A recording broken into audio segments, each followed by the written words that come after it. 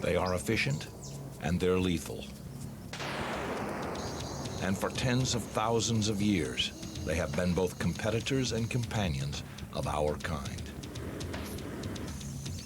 35 species of wild canines roam the globe, and we'll meet 3 of the most elegant and deadly here as we journey from the mountains of North America to the plains of East Africa to explore the grisly yet engaging world of the wild dogs.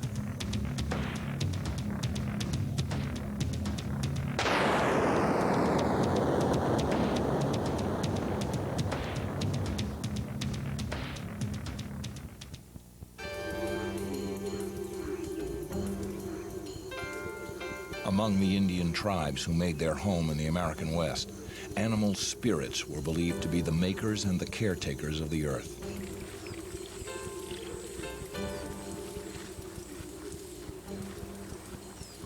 The moose, the bison, the coyote, the elk.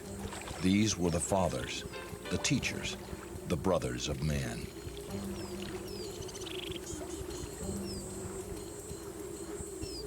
And still today, in a few wild, remote places, their spirits survive in the land.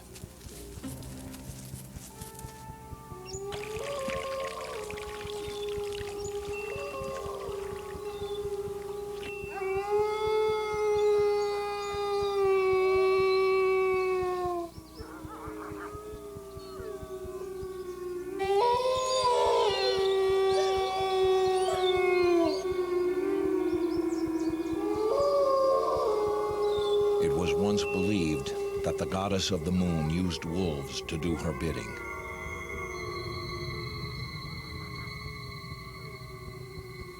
With their mournful songs, it was said, they summoned the spirits of the dead.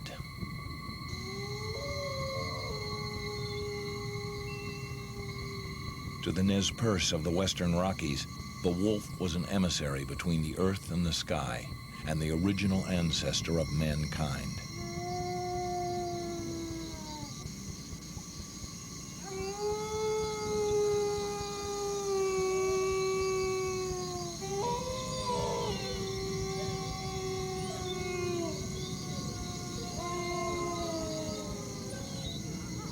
In Nez Perce lore, wolves were powerful sorcerers whose magic put the moon to bed, and in a mystic way, brought about the turning of the seasons.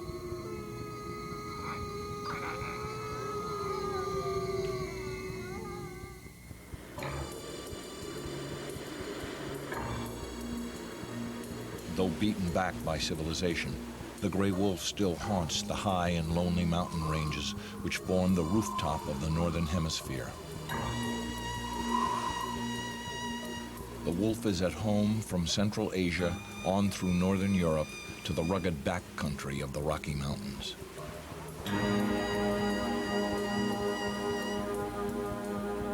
In the northern Rockies, the winters are among the coldest on the planet, and the wind chill factor may dip to 100 below.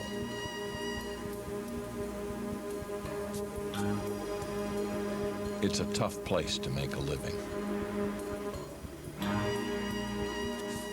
The Rocky Mountain bighorns are no strangers to the cold. Like other grazers here, they endure the winter on sparse vegetation, not yet buried beneath deep snow.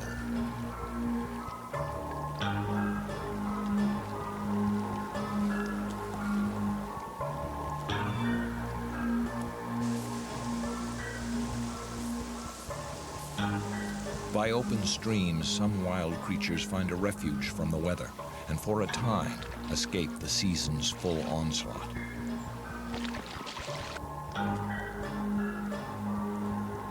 Throughout the winter, the fish that thrive here will provide precious fuel for the food chain.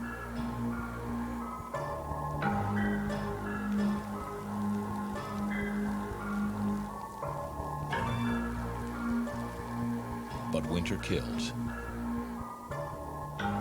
Kills without remorse. Those who are the least adept at finding food will not see the spring.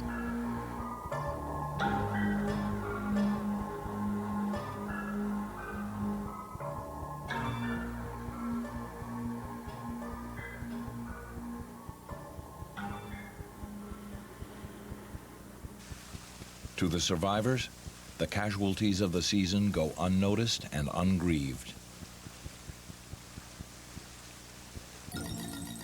But winter offers opportunity to the great gray spirit of the snows.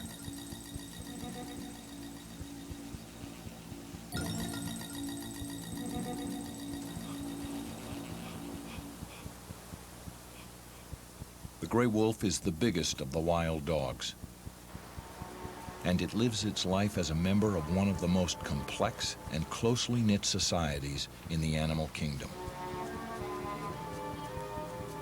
The wolf pack may be comprised of up to 20 individuals, all but the breeding pair related by birth.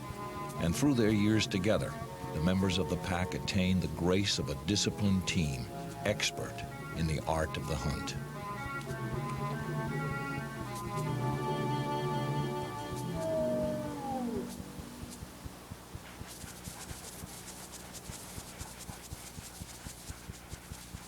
In the world of the pack, nothing excites the blood like the prospect of a kill.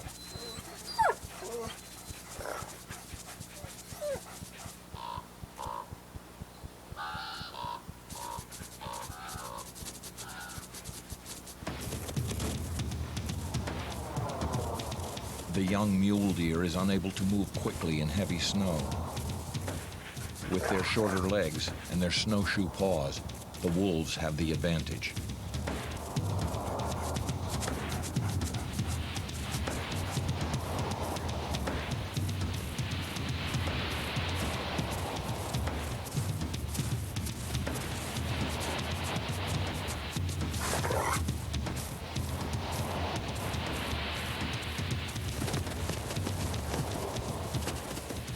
At full tilt, the pack may reach 45 miles per hour.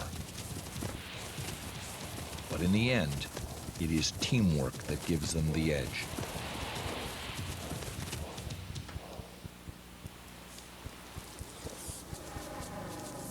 Through cooperation, the wolves achieve what no wolf could accomplish alone, the ability to bring down prey much larger than themselves.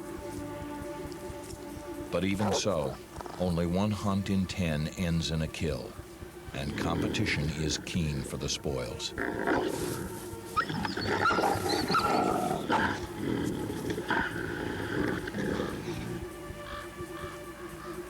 First to feed are the top dog and his mate, the pair from whom the rest of the pack is descended.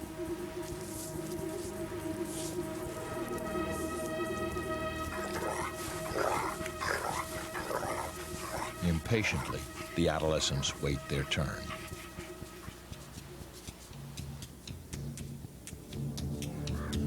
When the dominant male and female have taken their ritual portion, the rest get the opportunity to feed. Something, however meager, will be left for even the lowest-ranking member of the pack, a plus in maintaining the cohesiveness of the group. In the hierarchy of the pack, each member's role is vital, for in winter, the wolves survive together, or they don't survive at all.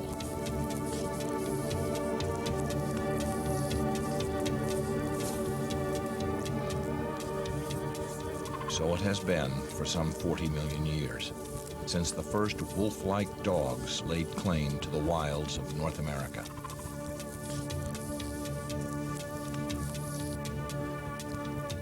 Intelligent and adaptable, the early wolves were opportunistic hunters, skilled at running down game. And in time, they prospered.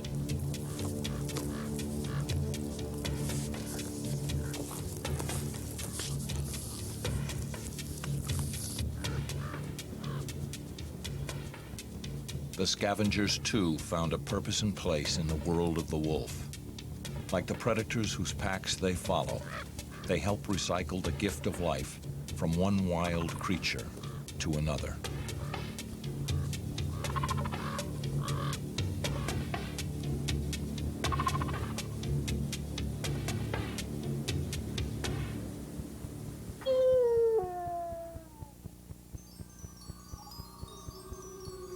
The seasons turn at a stately pace in the northern Rockies.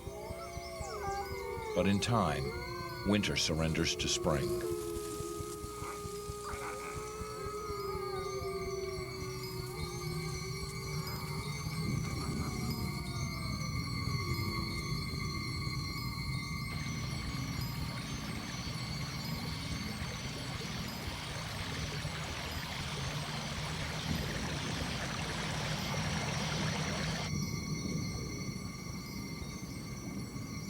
The bitter siege of snow and ice slowly lifts from the land.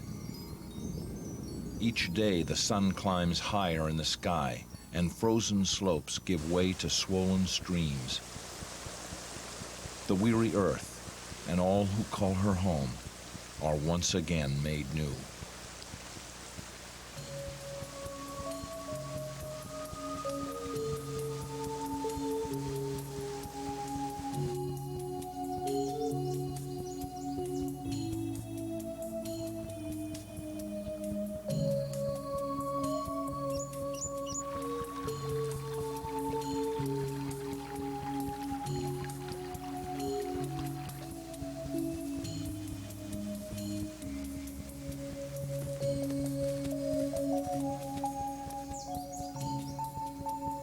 For the gray wolf, as for the other mountain dwellers, this is a time for rearing young, a time to trade the role of cunning hunter for that of patient parent.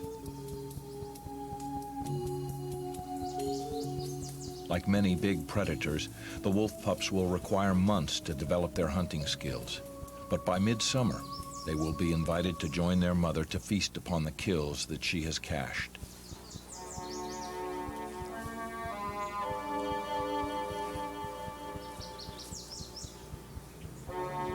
By the end of their second year, they too will be expert hunters, and they too will lend their voices to the ancient chorus of the wild.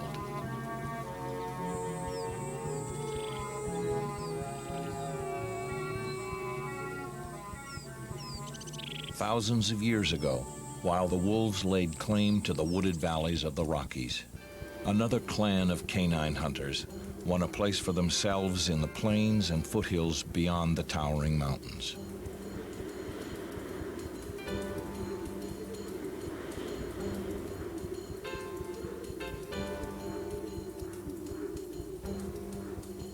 This land of open spaces became the home of a wily, tough, and endlessly resourceful predator.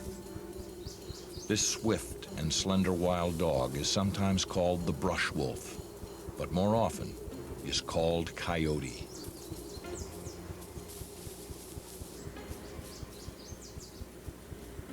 The narrow muzzle, the sharp pointed ears, and its smaller size distinguish the coyote from the wolf, as does its taste in habitat and diet.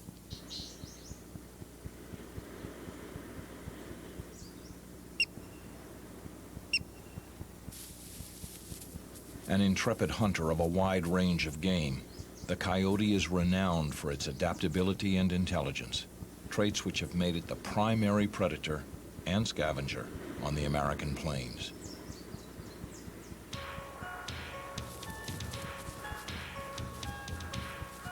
Now, in the early spring, the time has come when furry things first blink awake and greet the world they will inherit.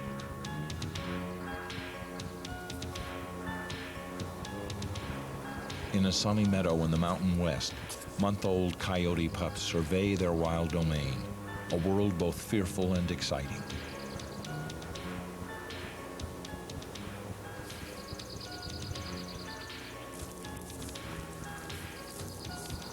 The eager pups are heirs to a complex and intricately balanced social system, and throughout their lives, they will be nurtured and defended by others of their kind.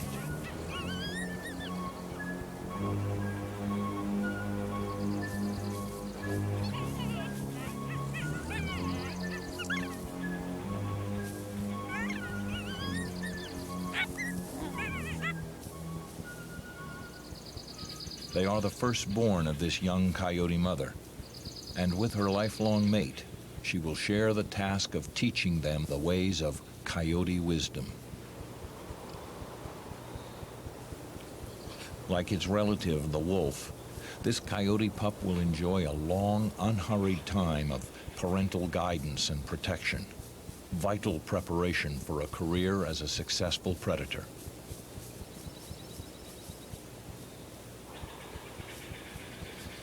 Instinct alone does not make a skilled hunter. It requires patient training and months of practice, plus a natural inclination to explore.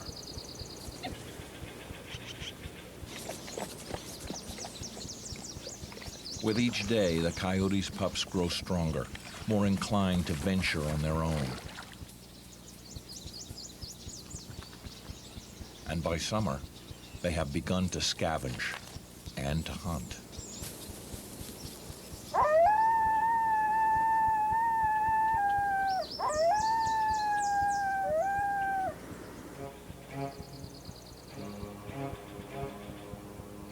Autumn finds the coyote's world in transit, poised between a time of plenty and a time of dwindling resources, days which are the prelude to another season of scarcity.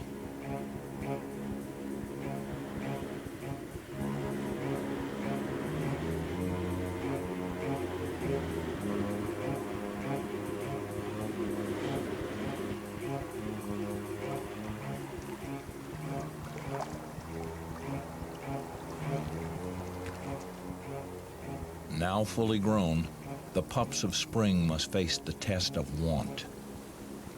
A bachelor male from a neighboring group, hungry and alone, he assumes a posture of submission, seeking the permission of the mother of the pups to trespass upon her domain.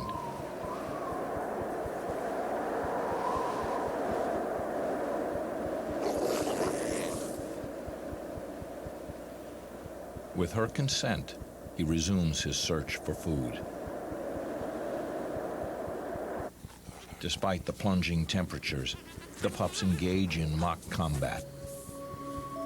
But soon, they too must put aside their play and turn their full attention to the hard work of survival. Food items that might have been ignored in the flush days of summer now become a necessity, worth the patience and the effort. A mountain vole makes a quick snack.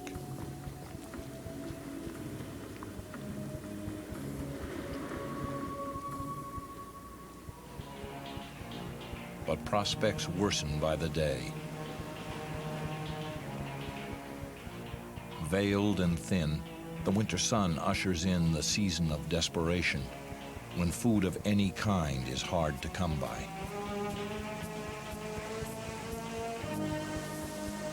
It is a season that culls the weak from those better suited for survival. The river will sustain the otters through this time. Lucky for them, they are fishermen.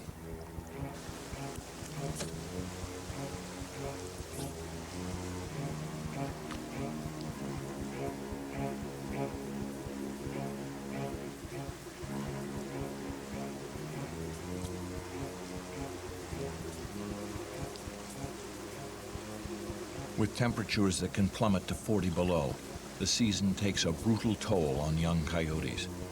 Only 1 in 3 born in the spring is likely to survive the winter.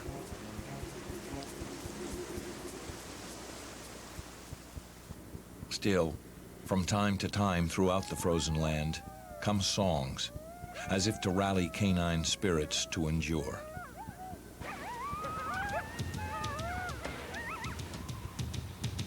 In the early winter, as they have for thousands of years, the ragged herds of famished elk descend from the snowbound highlands in search of open pasture.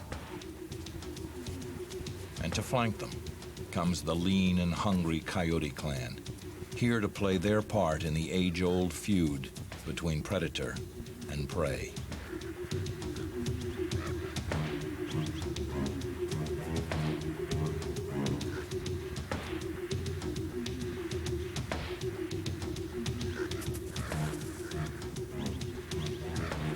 A cow elk, wounded by human hunters and close to death. an opportunity for the coyotes. Though a coyote would be unlikely to risk an attack on a healthy elk, the dying are fair game. The experienced adults are the first to take their chances, ripping strips of flesh from the elk's rump.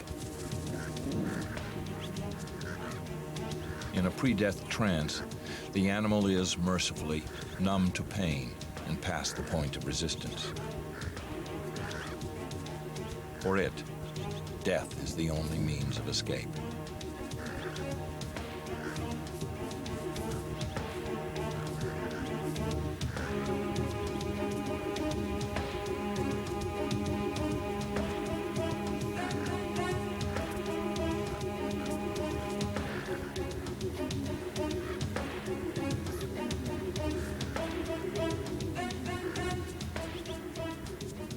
Angels of mercy, the coyotes weed the dying from the strong.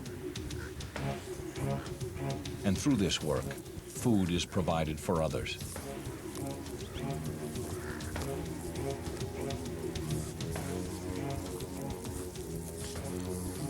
In blood, a life, a journey ends. But the timeless game of predator and prey goes on.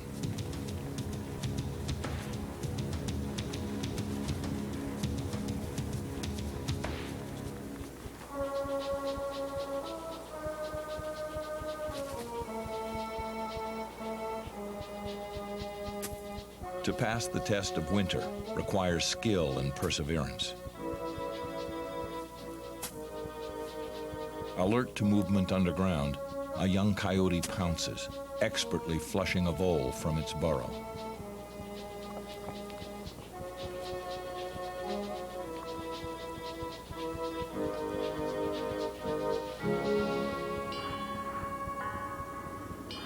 The month of March brings warming days, but with the thaw, fresh perils wait to trap the weak and the unwary.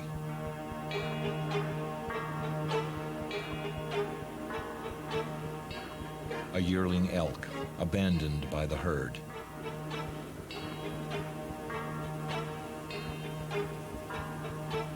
It fights for life against all odds, against the threat of freezing mud and numbing cold, and the attentions of the ever-eager coyote clan.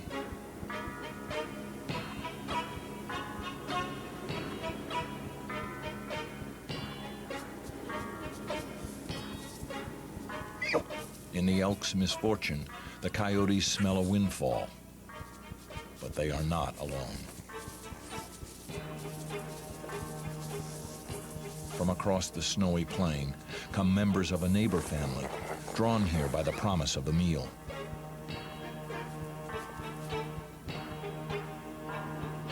To the hungry, one meager elk may spell the difference between starvation and survival.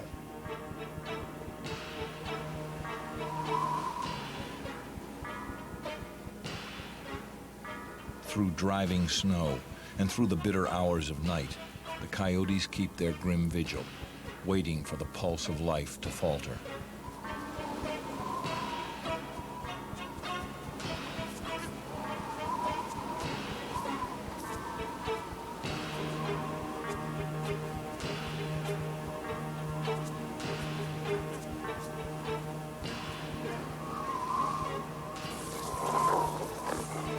With each hour, the contest for the prize becomes more frenzied, until the dawn, when the long death watch is done.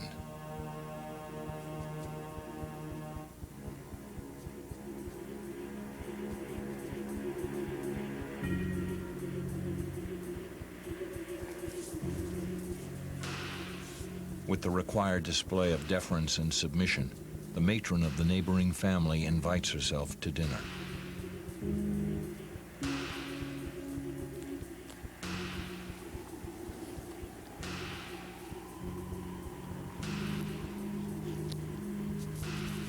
And from afar, strangers come to share in the good fortune.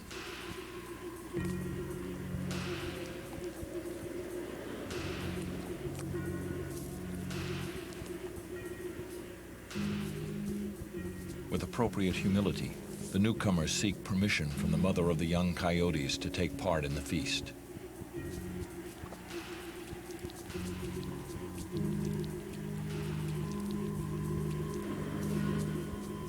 She grants their wish.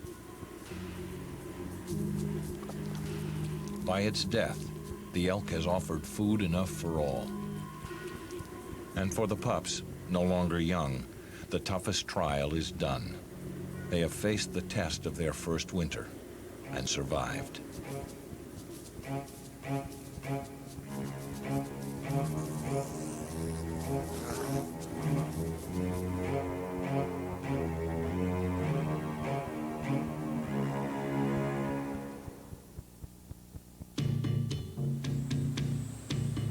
Far away from the snowbound Rocky Mountains sprawls a land of sweeping skies and limitless horizons, the great green savanna of East Africa.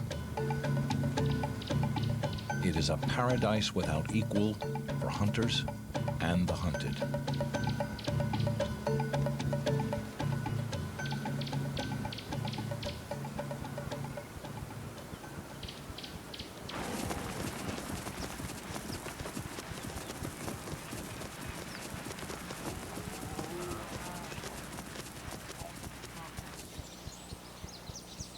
No other region on Earth boasts a more impressive collection of wild game, or a more spectacular array of the meat eaters that prey upon them.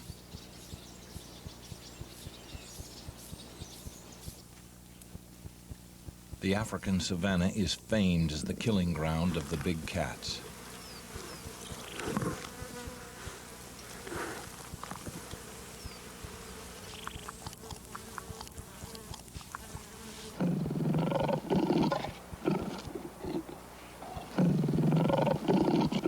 But while the lion and the leopard enjoy wide renown, it is a much less publicized predator which claims the title of the most successful hunter on the African plains.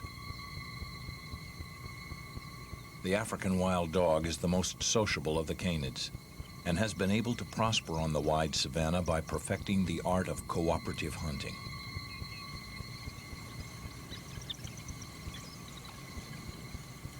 Though at times reviled as ruthless killers, the dogs make doting parents. And the intimate and affectionate social system they've evolved rules every aspect of their lives.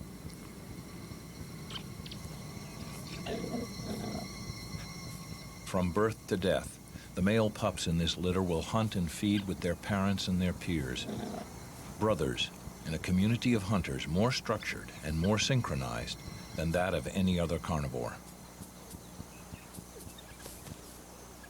Few predators are more intelligent or more specialized in their way of life. As many as 16 pups may belong to a single litter, a record among the world's wild dogs. And the care and feeding of all these eager mouths is a consuming chore.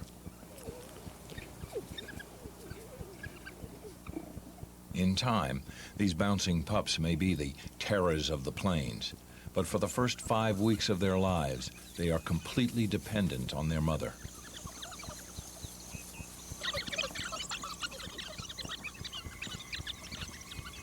Already the pups have begun to eat solid food, and to keep them fed requires the efforts of all the adults in the pack.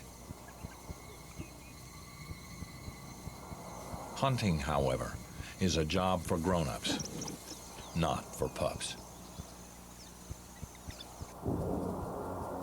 Unlike their relatives, the coyotes and the wolves, the wild dogs always hunt in a pack. The Thompson's gazelle is their specialty.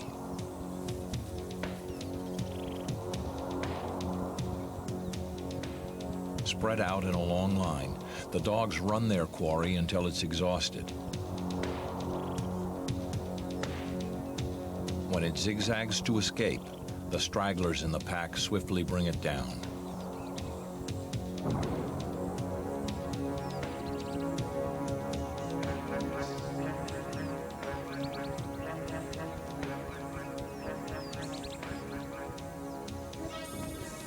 The prey is quickly killed, and within moments, it is ripped apart, disemboweled, and reduced to a mulch to feed the waiting pups.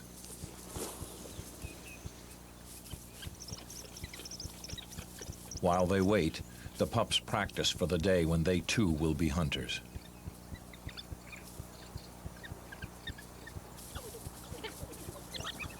As part of the grim process of natural selection, fully a third of these pups may never reach adulthood, falling prey along the way to starvation, predation, or disease.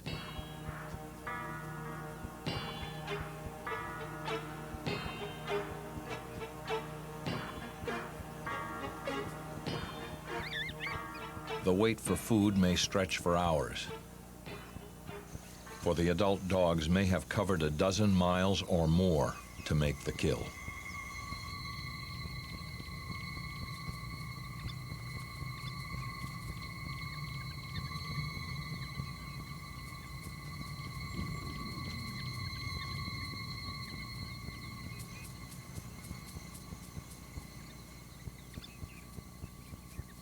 Before she has her own meal, the mother of the pups regurgitates a gutful of raw meat.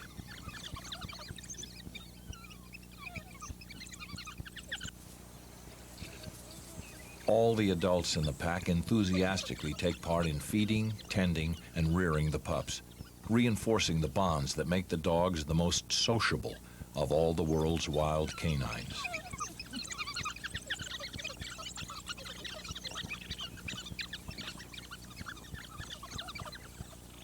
For over a year, the pups will take no direct part in the killing, depending upon the adults to provide for all of their needs.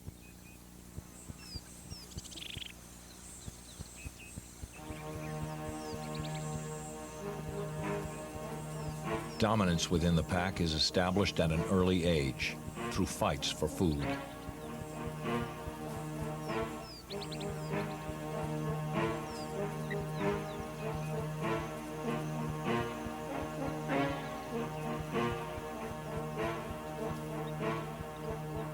These contests, however, are more playful than combative, serving to exercise young limbs and strengthen growing teeth.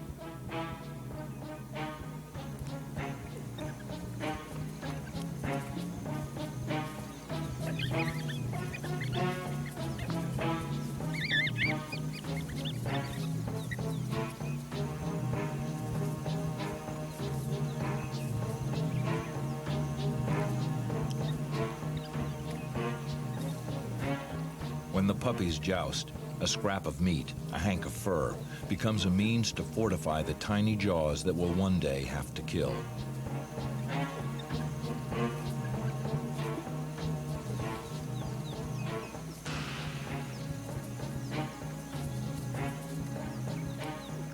Because of their cleverness and spirit, the dogs have earned a special place in the folklore of Africa.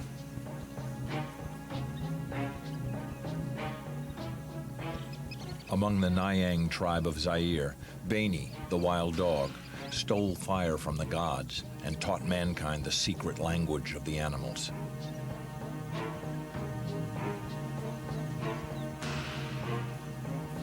Today, the dogs are still revered for their skill as predators.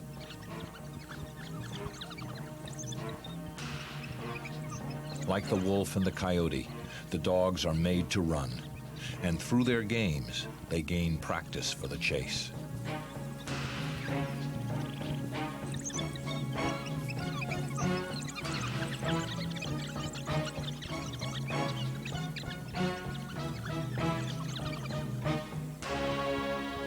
By their third year, the female pups will disperse to found packs on their own.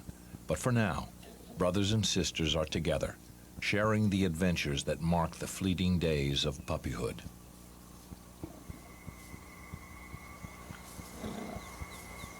For them, the earth and sky are full of promises and perils.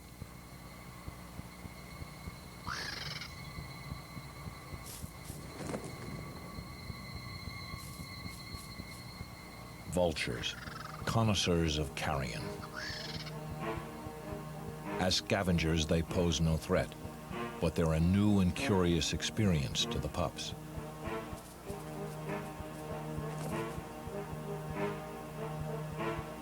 Learning which neighbors are harmless and which are best to avoid is part of the education of the young dogs, and much of this knowledge is acquired by trial and error.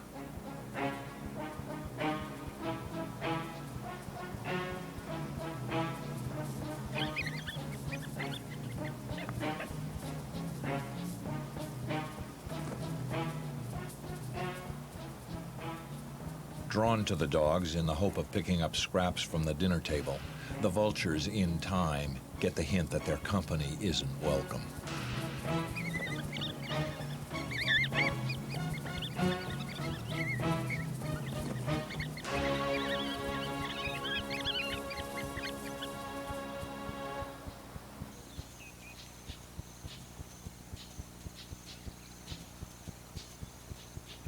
With bellies full, the pups doze throughout the hottest part of the day, the slow and sleepy hours when predators declare a recess in the hunt to rest and to regroup.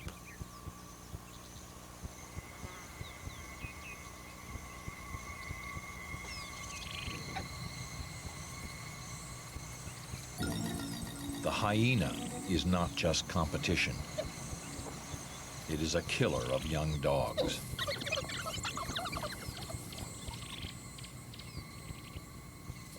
The defense of the pack is the duty of the adult dogs, and if they must, they will fight to the death to protect the pups.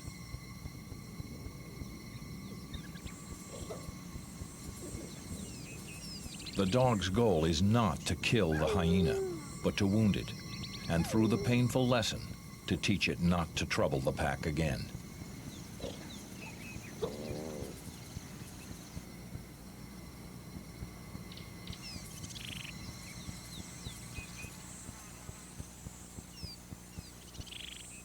The extremes of every environment challenge both predators and prey. Heat and drought are the great levelers of life on the East African plains. When temperatures soar in the months between the rains, the struggle to survive grows more intense for every creature here, the hunted and the hunters.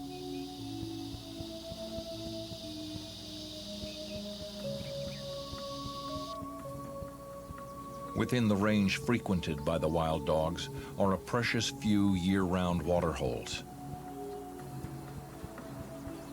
During the patient schooling of the pups, the adults lead them to these green oases to drink and bathe and to find relief from the grueling heat.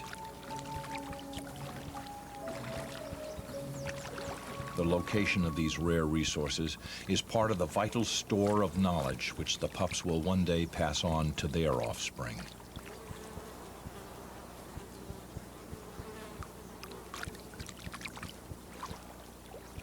Yet for those who live upon the plains, there can be no holiday from the hunt.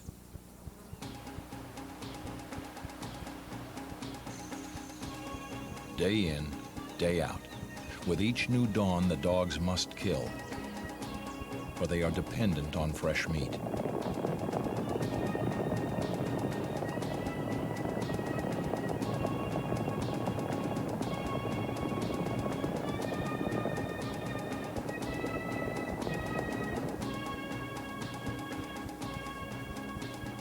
The Tommy is ideal prey.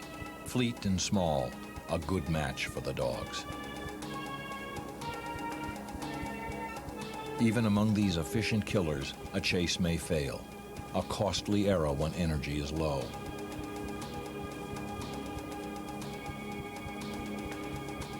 But while the Tommy may run faster, the dogs have more endurance. And in the end, it is endurance which counts.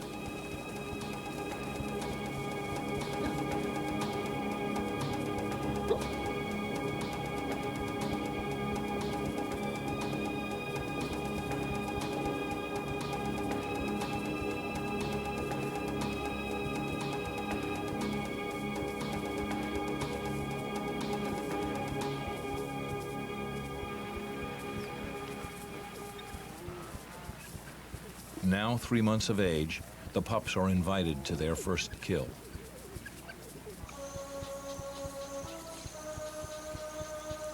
Watchful for danger, the adults wait while the pups eat their fill.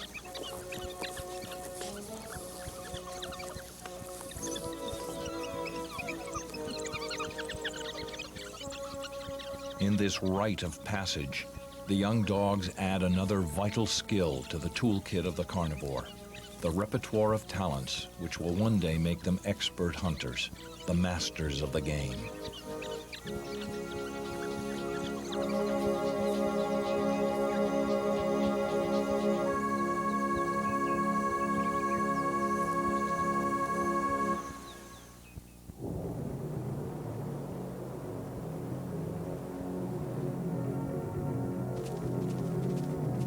Shadows move in the African dawn.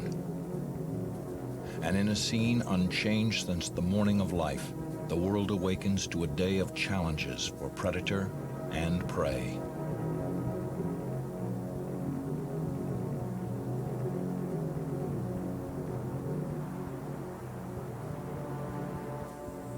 A year has passed since the pups in the wild dog pack were born. And now, nearly as large as the adults, they have joined the pack to hunt.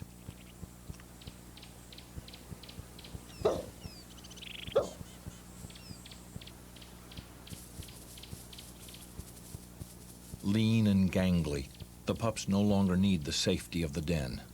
Now, with the adults, they will course the plains as nomads, following the game.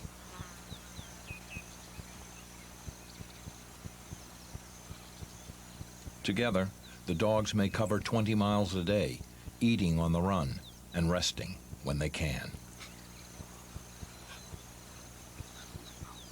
Still pups in spirit, the young dogs test their shearing teeth with nips and playful squabbles. Through their games, they strengthen the ties that hold the pack together.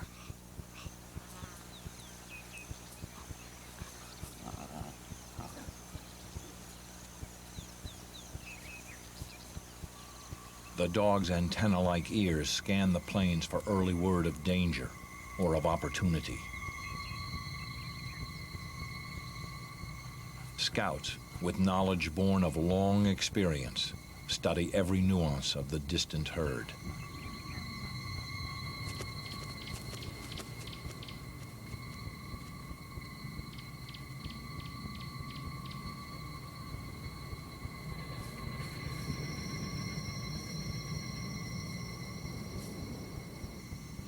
It is with patience and deliberation that the target of the hunt is chosen.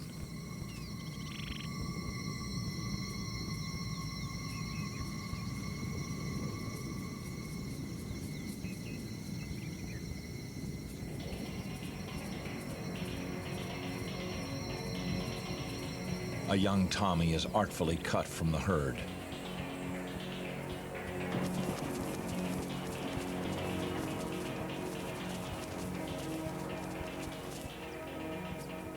It's an easy quarry to run down and overpower, and a chance for the pups to participate in their first kill.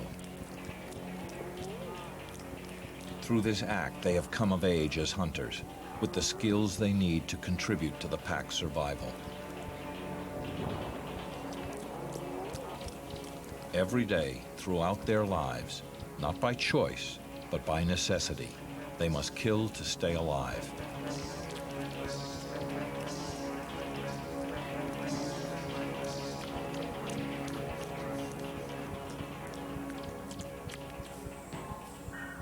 And like the coyote and the wolf, they are as vital to the welfare of their prey as the prey is to them. With a nose for opportunity, the dogs target the wildebeest at the height of the calving season.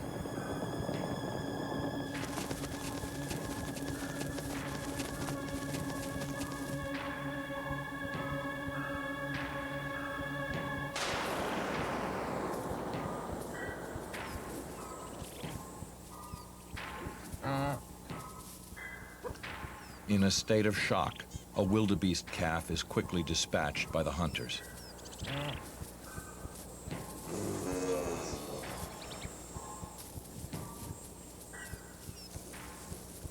It will provide food for the pack for another day.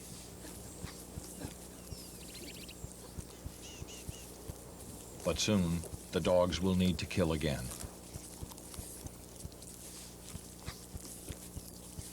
In the close communal society of the dogs, the young, the old, the crippled, all will be allowed a portion of the kill.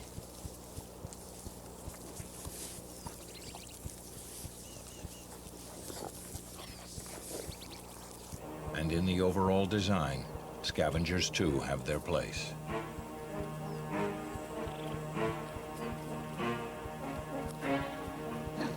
They gather to partake of the feast, to share in the dog's good fortune.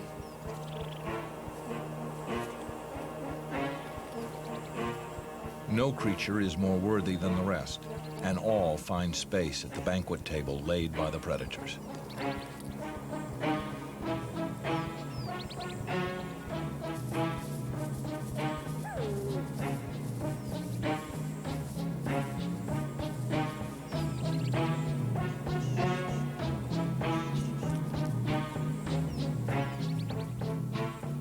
The meat eaters, like all animals, are an integral part of the ecological web.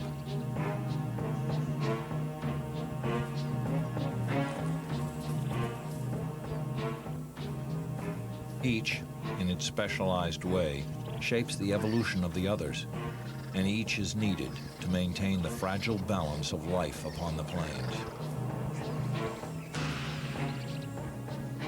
From the craggy mountains of the American West to the savannas of East Africa, life moves to a common rhythm.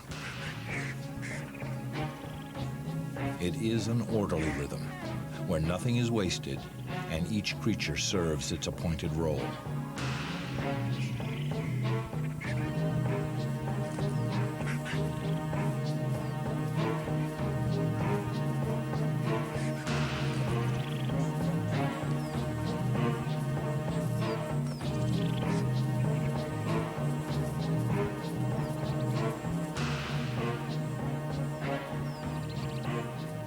In the intricate fabric of life, there surely is a special place for the scavengers, alongside the wolves and coyotes and wild dogs.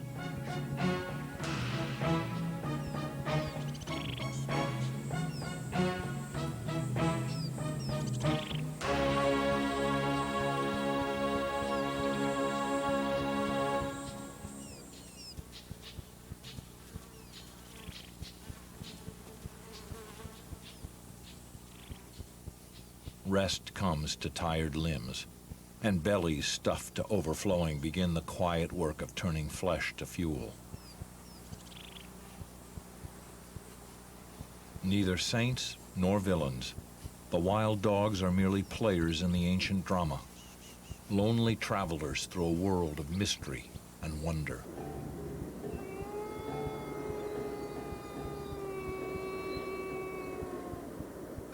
Like the coyotes and the wolves, the wild dogs are spirits of a wilderness that was here long before the time of man.